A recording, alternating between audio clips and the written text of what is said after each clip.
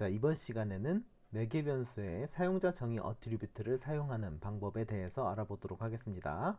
이전 시간에 AOP 적용하는 방법에 대해서 알아봤죠?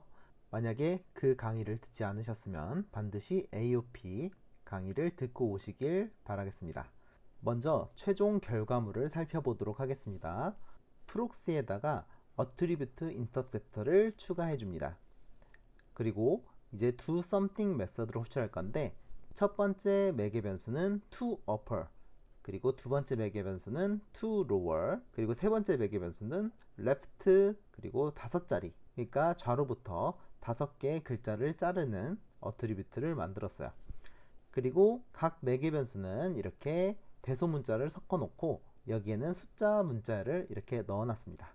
그리고 그것들을 이제 출력하는 로직을 만들었어요.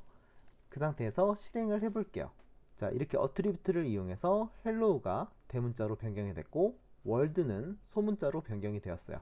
그리고 이 숫자로 된 문자열은 5자리로 잘린 것을 볼 수가 있습니다.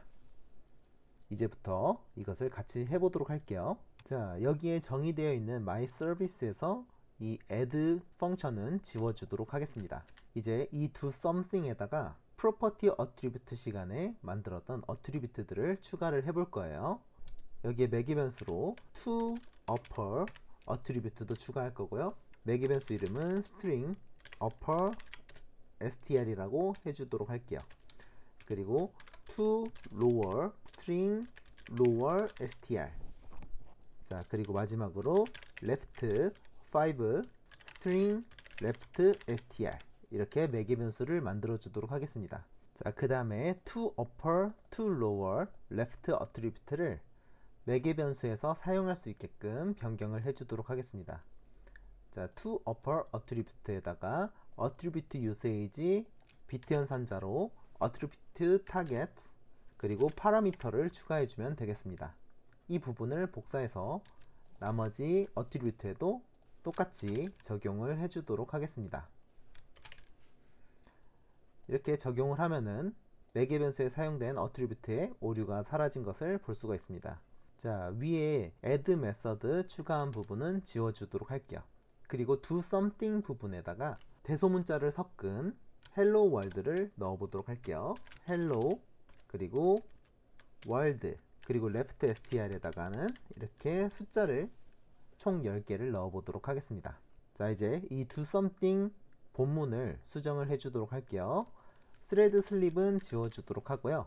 upper str, lower str, left str을 출력을 해보도록 할게요.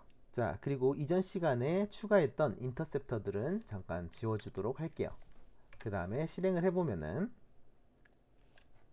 이렇게 upper str, lower str, left str 잘 출력이 되는 걸 볼 수가 있죠. 이제 이 어트리뷰트가 적용될 수 있게끔 인터셉터를 만들고 여기 프록시에다가 추가를 해주도록 할게요. 자, 여기 interceptors 폴더에다가 새 항목을 추가해 주도록 하겠습니다. attribute interceptor라고 만들어 주도록 할게요. 자, public class 그리고 인터페이스를 i interceptor 인터페이스를 구현해 주도록 할게요. 메서드가 실행되게끔 하려면은 invocation.preced를 호출해 주면 된다고 했었죠. 이것은 실제 메서드 실행 로직입니다. 그리고 이 위에다가 파라미터 어트리뷰트를 적용하는 로직을 추가해 주면 되겠습니다. 이것은 따로 메서드로 하나 만들어 주도록 할게요.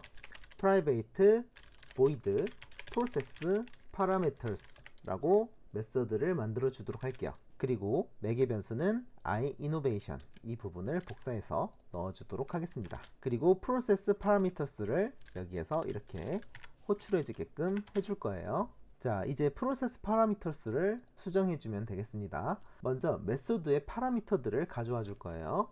바 parameters는 invocation.method.get parameters 이렇게 파라미터 인포의 배열을 가져올 수가 있습니다. 자, 이제 for문을 사용해서 반복문을 실행해 주도록 할게요. i는 0부터 그리고 parameters의 length보다 작은 만큼만 순회를 해 주도록 할게요. 그리고 i++ 이렇게 추가를 해주도록 하겠습니다. 자, 그 다음에 파라미터 인포를 parameters에서 하나씩 꺼내주도록 하겠습니다. 이제 이 파라미터에서 어트리뷰트들을 가져올 거예요. 와 attribute라고 추가를 해주고 파라미터에 get custom attribute를 호출해 주도록 하겠습니다. 그리고 of 타입을 이용해서 특정 타입만 꺼내 주도록 할게요. iTransformer attribute 그리고 string 타입으로 가져와 주면 되겠습니다. 왜냐면은 저희가 만들어 놨던 이 toUpper attribute 이런 것들은 iTransformer attribute string 타입으로 구현을 해놨기 때문에 이렇게 하면은 꺼내올 수가 있는 것이죠. 이제 for each 문을 사용해서 attribute를 열거해 주도록 할게요. 이제 이 attribute 안에 transform을 호출해서 여기에 특정 문자열을 넣으면은 attribute를 실행할 수 있겠죠. 하지만 이 파라미터에서 매개 변수에 직접 값을 가져오거나 쓰는 것은 불가능합니다. 그렇기 때문에 이 invocation에서 우리가 argument의 값을 가져오거나 쓸 수가 있습니다. 자, if invocation.arguments라는 배열이 있습니다. 여기에 현재 이 맨 위에 있는 for문의 인덱스를 그대로 넣어주도록 하겠습니다. 그러면은 해당 아규먼트 인덱스의 값이 넘어오게 됩니다. 이 값의 타입을 체크를 해줄 건데요. is string 타입이라면은 str이라는 문자열로 변환해 주도록 하겠습니다. 자, 이제 다 왔어요. invocation attribute를 이제 할당을 해 주도록 할게요. 여기서 attr transform을 이렇게 넣어주면 되겠죠. 그리고 여기 문자열 부분에 str을 넣어주면은 프로세스 파라미터스가 완성이 되었습니다. 자, 이제 프로그램으로 돌아가서 프록시에다가 인터셉터만 추가해주면 되겠습니다.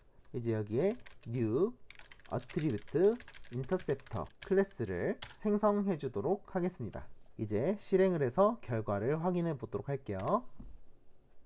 자, 이렇게 실행해 보니까 여기 upper str이 to upper를 통해서 대문자 헬로로 변경이 된 걸 볼 수가 있습니다.